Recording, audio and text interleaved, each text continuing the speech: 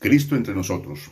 En este nuevo video catequético, como parte de la historia de la iglesia primitiva, continuaremos profundizando y aclarando un poco más la temática en torno a los padres de la iglesia y a algunos de sus escritos. Así que hoy nuestro tema será orientado como entender a los padres de la iglesia. Ahora bien, los padres en la fe, como le hemos dicho anteriormente, innumerables y únicos, los llamados padres de la iglesia, han engendrado en la fe a todas las generaciones futuras de creyentes. De tal modo entonces que el término padre designaba primero en la Biblia y luego en el cristianismo primitivo al maestro que enseña a un discípulo, llamado también hijo de aquel que le enseña. Partiendo entonces de esa concepción, veremos cómo la enseñanza en la iglesia competía por derecho propio al obispo. Este recibió el título de padre, como consecuencia de lo mismo. Por extensión, el mismo título les fue aplicado a los monjes y a los ascetas, considerados formadores de los discípulos. Por esta razón, el título se aplica de modo particular a aquellos formadores que en su mayor parte hacen parte de la cultura grecolatina clásica y convertidos en edad adulta fueron monjes, sacerdotes, obispos y ante todo pastores de la iglesia. Un padre no está nunca solo, sino que está siempre, en cuanto obispo, en colegialidad con los otros, o incluso decimos en plural los padres del concilio, a ejemplo de los del primer concilio ecuménico reunido en Nicea, en lo que es actualmente Turquía, aproximadamente en el año 325 después de Cristo. En sentido estricto, se reserva generalmente el título de padre de la iglesia a los escritores cristianos, y estos, como lo hemos dicho anteriormente, deben cumplir 4 características muy importantes para poder ser considerados como tal. Primero, la antigüedad, la época de los padres que los antiguos tendían a prolongar hasta el siglo XV, de donde el nombre de patrología dado a colecciones muy antiguas hoy se cierra comúnmente en Occidente con San Gregorio Magno en el año 604 o San Isidoro de Sevilla en el año 636 o a veces con Beda el Venerable por allá en el año 735. En Oriente la frontera es un poco más diferente. Ordinariamente se piensa que San Juan Damasceno en el año 749 es el que cierra ese ciclo de la era patrística. Sea lo que sea, es un dato significativo la pertenencia a la época de los 7 primeros concilios, ecuménicos obviamente. Antes del primer concilio de Nicea, en el año 325, y hasta el segundo concilio de Nicea, en el año 787. Segunda característica, la santidad de vida. Tercera característica, la universalidad o conformidad de sus enseñanzas con los de la Iglesia Universal. Y cuarta característica y muy importante, aprobación de la Iglesia que cita oficialmente sus doctrinas o sus enseñanzas. Algunos que no cumplen satisfactoriamente estos criterios, como Tertuliano u Orígenes, y que a veces son calificados como escritores eclesiásticos, están considerados, a pesar de todo, como padres en razón del gran valor de sus obras. Otros han sido reconocidos como poseedores de una enseñanza eminentemente ejemplar para la Iglesia. Estos han recibido, igual que otros posteriormente, para el caso de Occidente, como la reconocida Santa Teresa de Lisieux, para el caso pues de la Iglesia de Occidente, el título de doctores de la Iglesia. Así, por ejemplo, ya volteando para este lado, así San Ambrosio, San Jerónimo, San Agustín y San Gregorio Magno entre los latinos, y San Atanasio, San Basilio, San Gregorio Nacianceno, San Juan Crisóstomo, entre otros, como parte de los griegos. El estudio de los padres se llama patrología o patrística, como comúnmente se le conoce. El término patrología fue creado en el año 1635 por el gran luterano reverendo G. Gervard. Designa entonces el estudio de las literaturas cristianas antiguas. El acento recae entonces sobre la historia literaria, biografía, obras, valoración científica. Recordemos esa unidad con la filosofía. Patrística es, en su origen, un adjetivo que caracteriza la teología. Generalmente se reserva el término para el estudio doctrinal y la historia de las ideas. Ahora bien, hablemos de evangelizadores e hijos de los apóstoles. Los padres se consideran a sí mismos como los hijos de los apóstoles y a su vez se convierten en los artífices y promotores de la evangelización. Hablan y escriben en la lengua usual del medio, en este caso el griego, sobre todo en Oriente y en todo el Imperio Romano Bizantino.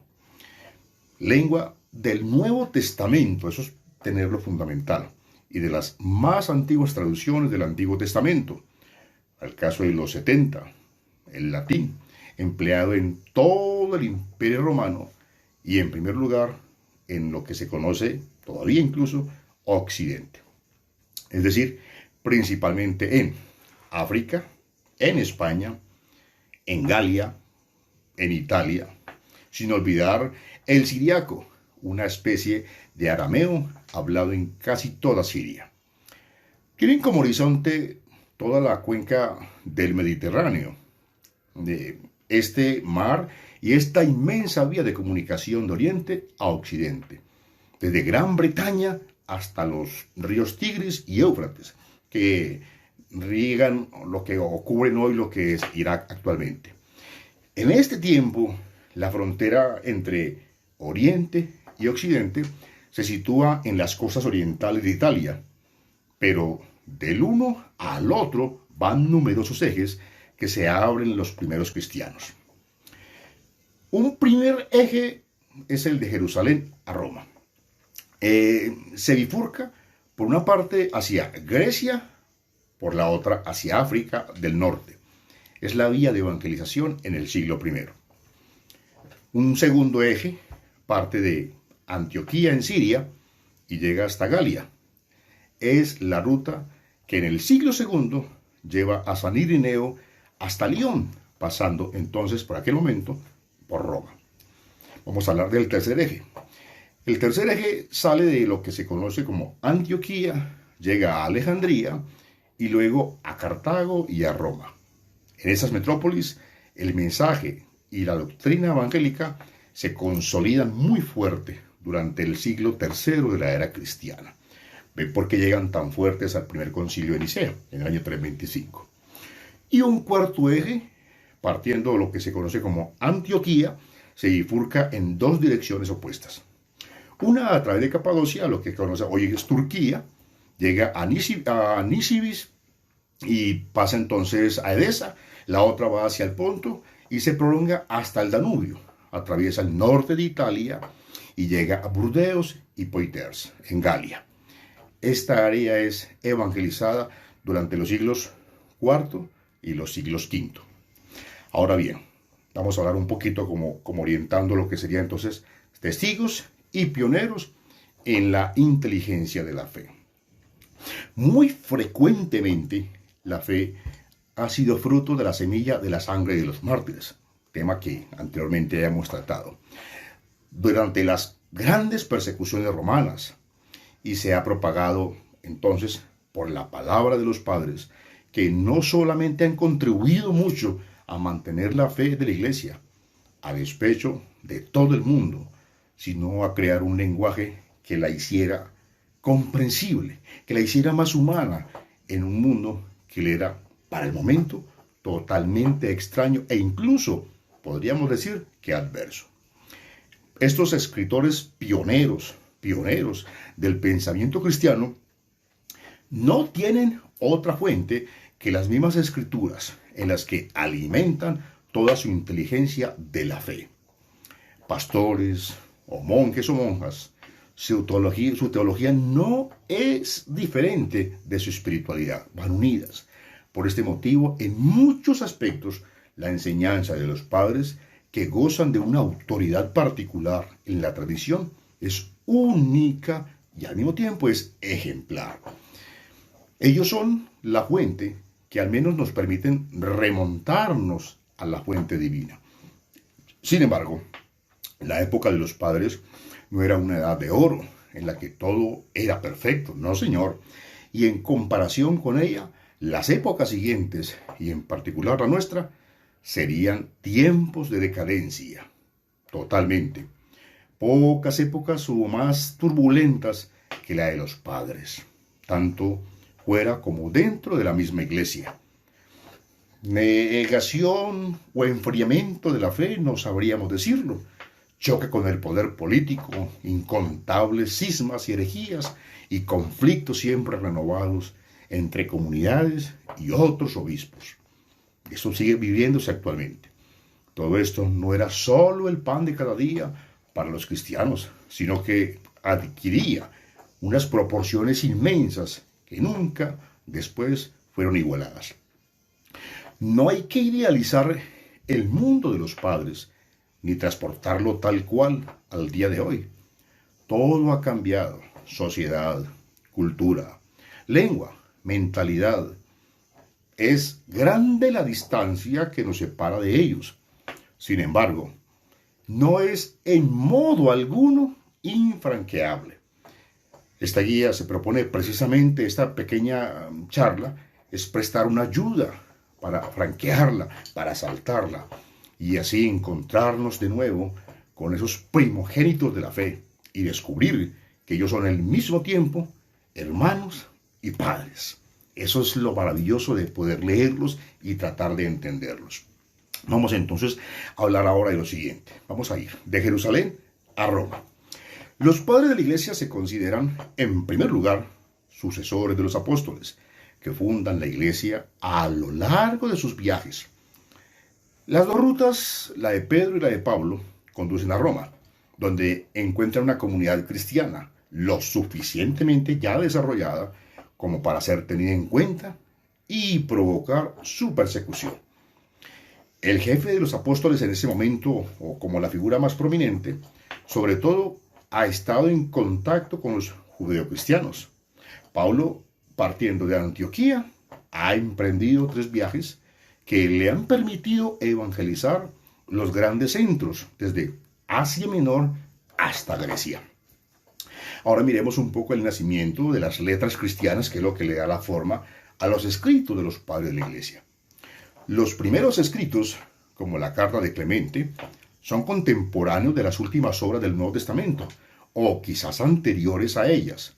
Desde el primer momento, son testimonios de unas culturas diferentes que tan pronto se encuentran como se desarrollan paralelamente la vía del sur de Jerusalén a Roma, pasando entonces en aquel momento por Alejandría y por África, atravesando entonces unas ciudades en las que el judaísmo estaba fuerte, estaba latente, era inmensamente inquebrantable en ese momento. La comunidad cristiana se ha ido organizando según el modelo de la sinagoga. La vía norte parte de Antioquía para dirigirse a Grecia, pasando por Asia Menor, y entonces allí encontramos que el apóstol de las naciones sigue las grandes arterias y entonces planta la cruz de los grandes centros vitales. Efeso, por ejemplo, Corinto, Tesalónica. Los adeptos, los seguidores proceden principalmente del mundo pagano, de la cultura griega, que en ese momento era muy fuerte. Ahora bien, miremos entonces los escritos judeocristianos. Los judíos que entraban a formar parte de la iglesia conservan sus tradiciones todavía inquebrantables. Abraham sigue siendo su padre y la Biblia su libro que ha validado el camino del Evangelio. También aportan unos escritos que recibirán el nombre de apócrifos. Más adelante hablaremos de ello, que proliferan en ese momento, en esa época, y se dudará en rellenarlos de interpolaciones cristianas poco agradables. Así, por ejemplo, el libro de Enoch o los oráculos sibilinos. La iglesia entonces conserva las formas de la oración judía: confesión de fe, doxología, salmos, profecías mesiánicas. La liturgia primitiva se inspira entonces en ese momento en la de la sinagoga. El ritual bautismal tiene algunos préstamos del bautismo de los prosélitos.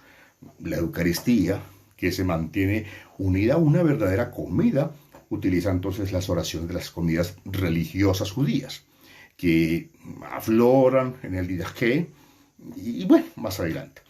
Vamos a ir enumerando en la medida que podamos esos misterios que existían en las sinagogas proféticas. Vamos a mirar más adelante. Hay que añadir los presbíteros, o sea, los ancianos, que de manera colegiada dirigen las comunidades judeocristianas. Los escritos que emanan de esos medios se inscriben en el movimiento bíblico del momento. Las obras de Salomón, por ejemplo, están próximas a la inspiración de los salmistas. El pastor de Hermes imita la apocalíptica y conserva sus imágenes y símbolos. El Didaché, o Didaché, como queramos llamarlo, como la carta de Bernabé, nos brindan una exposición de los dos caminos que se pueden comparar con algunos textos del Purim, por ejemplo. Ahora vamos a empezar a desglosar un poquitico. El Didaché, o la doctrina de los 12 apóstoles. El Didaché o Didaché, el primer vade mecum, del latín vade anda, ven, y mecum conmigo, anda ven conmigo, de los misioneros en el medio judío-cristiano. Tuvo sucesivamente reducciones y varias redacciones al mismo tiempo. Siguen las etapas de la catequesis y tiene una parte doctrinal y una parte litúrgica. El libro está organizado en los siguientes apartes: los dos caminos, el bautismo, el ayuno, la oración, la Eucaristía, las directrices litúrgicas. Describen a la vez la organización de la iglesia, la reunión dominical, la preparación para el retorno de Cristo, con la oración del Maranatha, que corresponde a la transcripción griega de una expresión de origen arameo, compuesta por dos términos que significan el Señor viene, Maranatha, el Señor viene. Entonces, vamos a mirar un poquito el contenido del Didaché, ¿cierto? Entonces, viene la plegaria eucarística con respecto a la Eucaristía. Así daréis gracias. Primero, sobre el cáliz. Te damos gracias, Padre nuestro, por la santa viña de tu siervo David, que nos diste a conocer por medio de Jesús, tu siervo. Y a ti sea la gloria por siempre. Y al mismo tiempo entonces dice, y sobre la fracción del pan, dice, te damos gracias, Padre nuestro, por la vida y por el conocimiento que tú nos has dado por Jesucristo tu Hijo. A ti sea la gloria por siempre. Como este pan partido estaba disperso sobre las colinas, así sea una sola tu iglesia, desde los confines de la tierra, en tu reino. Porque tuya es la gloria, el poder, por Jesucristo, para siempre. ¿Le suena parecido? Después entonces de saciaros, así debéis dar gracias. Esa es la enseñanza que nos deja. Te damos gracias, Padre Santo, por tu santo nombre, que has incrustado en nuestros corazones, y por el conocimiento y fe e inmortalidad que nos diste a conocer por medio de Jesucristo, tu siervo. A ti sea la gloria por siempre.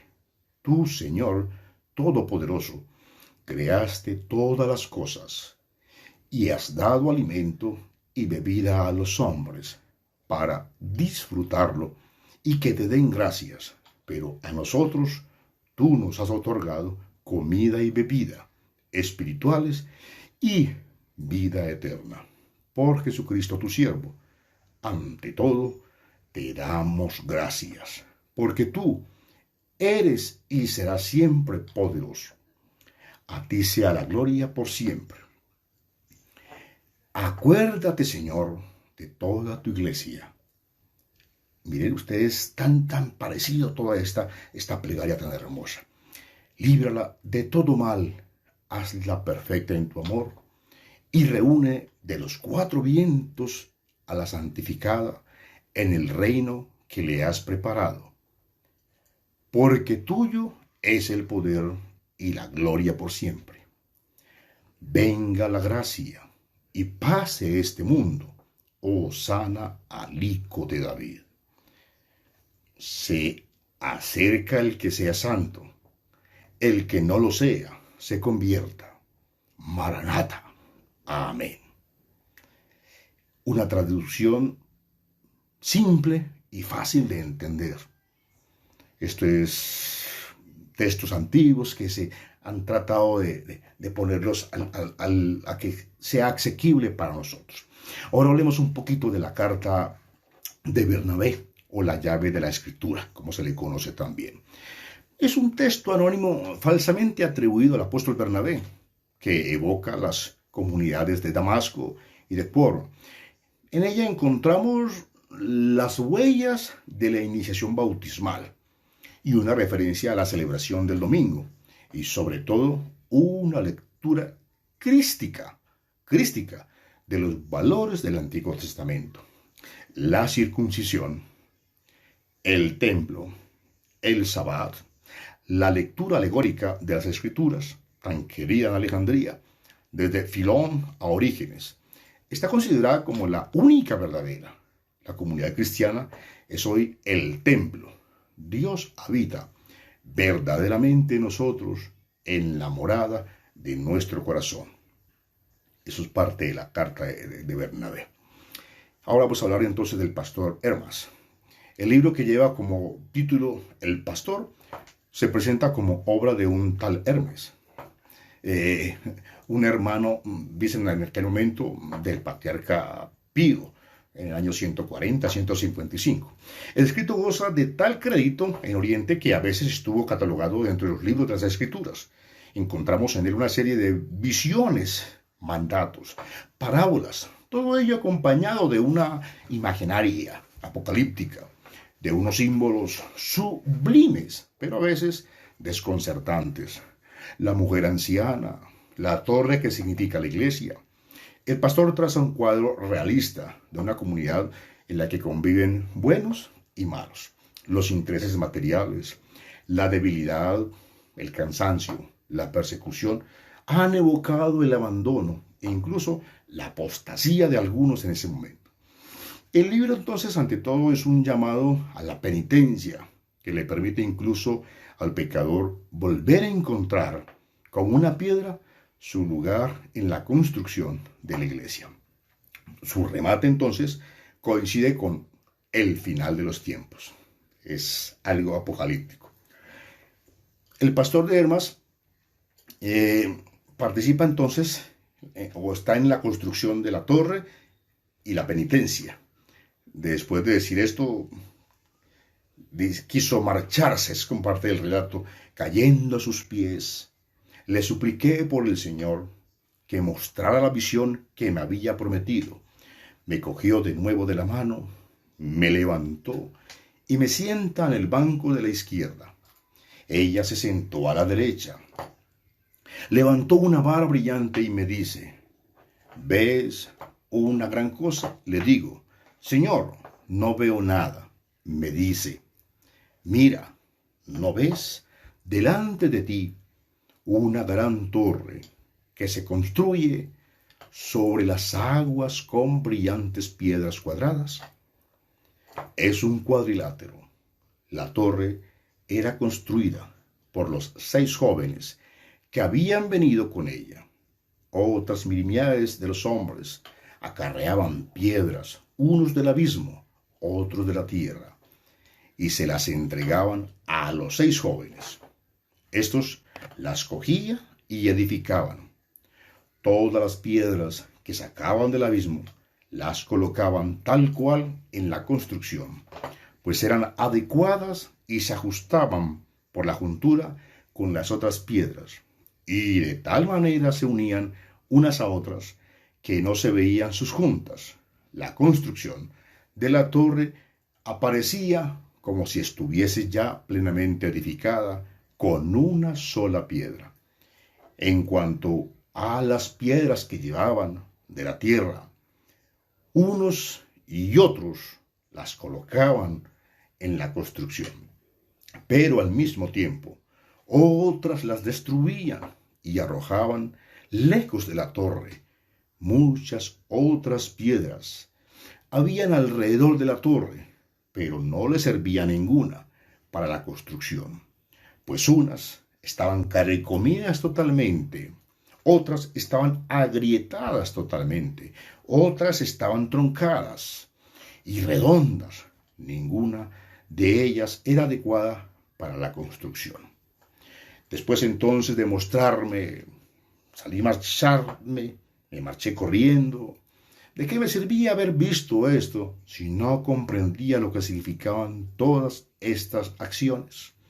Así pues, escucha las comparaciones de la torre, pues te velaré todo y no me molestes más en lo relativo a la revelación, pues estas revelaciones tienen un término, pues están cumplidas.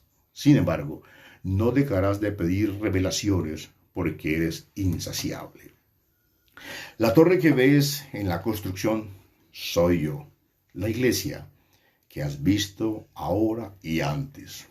Así pues, pregunta lo que quieras acerca de la torre y te lo revelaré por revelación para que te alegres con todos los santos. Ahora bien, escucha lo relativo a las piedras que son acarreadas para la construcción.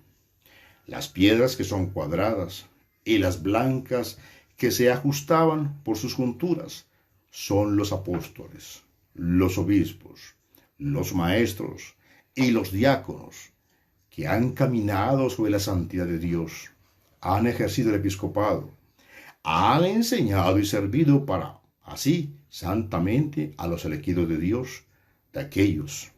Unos han muerto y otros viven todavía. Siempre estuvieron de acuerdo entre sí, conservaron la paz entre ellos y se escucharon mutuamente. Por ello, en la construcción de la torre se junta sus junturas, quienes son las piedras que sacados del abismo y colocadas en la construcción, se ajuntaban en sus junturas con las otras piedras que edificadas. Estos son todos aquellos que han padecido a causa del nombre del Señor. ¿Quiénes son aquellos a los que arrojaban y tiraban? Estos son los que han pecado y quieren arrepentirse. Por eso no son arrojados lejos de la torre, porque serán útiles para la construcción si se arrepienten debidamente. Así los que se arrepientan, si se convierten de verdad, serán fuertes y valientes en la fe. Si se convierten ahora, que la torre se está edificando. Pero si la construcción se acaba, ya no tendrá lugar, sino que serán expulsados. Solo podrán permanecer juntos a la torre. Es una de las visiones de este libro de Hermes en el capítulo 8. Son fuentes patrísticas que poco a poco iré compartiendo con todos y cada uno de ustedes. Ahora vamos a hablar un poco de las odas de Salomón, o la primera poesía cristiana. Esta recopilación de 42 odas fue falsamente atribuida o adjudicada al rey Salomón. Es una obra indudablemente cristiana, pero no va más allá de un escrito judeocristiano. Tenemos aquí la primera composición lírica de la iglesia, dentro del movimiento del pensamiento y de la poética semíticas que surgen y que emplean, por ejemplo, el procedimiento del paralelismo, los paralelos.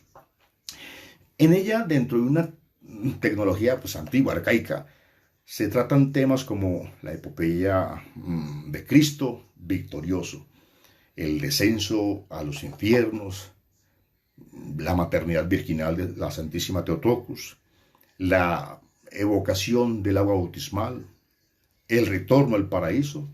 Además, la vida cristiana está concebida como una unión nupcial, un matrimonio.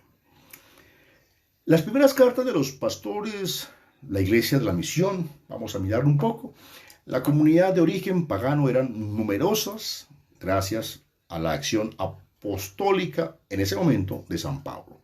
En ellas se concebía el mensaje evangélico dentro de unas categorías del helenismo. Su lengua era el griego, como en toda la cuenca mediterránea.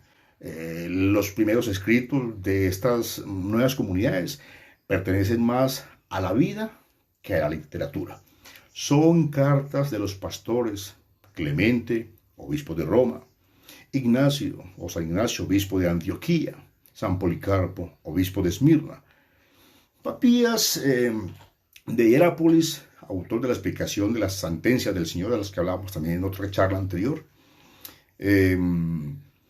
La carta es un lazo de unión entre una comunidad y otra, entre un país y otro, entre el pastor y sus fieles. La iglesia se escriben para expresar su unidad. Los pastores mantienen entre ellos y con sus comunidades una correspondencia que va desde la información a la exhortación. Las primeras cartas, por ejemplo, proceden de los obispos, jefes de comunidades, de origen sobre todo paulino. Habían sido acompañados por San Pablo, asistidos por un diácono. Desde la organización sinagogal hasta la responsabilidad episcopal fuerte. Hubo un tiempo de fluctuación que terminó en la asociación y en la integración. Ahora hablemos un poquitico de Clemente de Roma cuando le escribe a Corinto. La carta de Clemente a los Corintios, en el primer escrito cristiano, redactado hacia el año 96, cuando el apóstol Juan todavía estaba vivo en Efeso. La iglesia romana envía 3 delegados portadores de la carta a Corinto. Esto afirma la autoridad en ese momento de la comunidad. El autor aún no aparece nunca nombrado, no se habla. Es Clemente, pues más adelante. Él interviene en una comunidad turbulenta, áspera, en la que los jóvenes se habían apartado poco a poco a los miembros experimentados del colegio presbiteral. Escribe con el tono de una persona que quiere ser obedecida. Ahora miremos un poco de San Ignacio de Antioquía. Entre San Pablo y San Ignacio existe la diferencia que hay entre un misionero que se adapta a los indios y un indio que repiensa el cristianismo. Es como podríamos decirlo.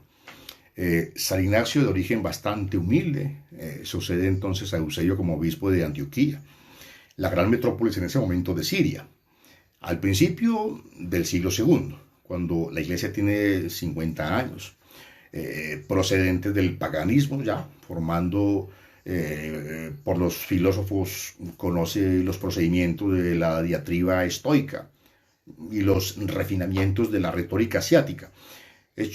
Luego que fue hecho prisionero por allá en el año 110, es conducido bajo escolta militar a Roma, donde no será decapitado, sino arrojado como pasto a los fieras. De camino, él cargó con la preocupación de todas las iglesias por donde pasa.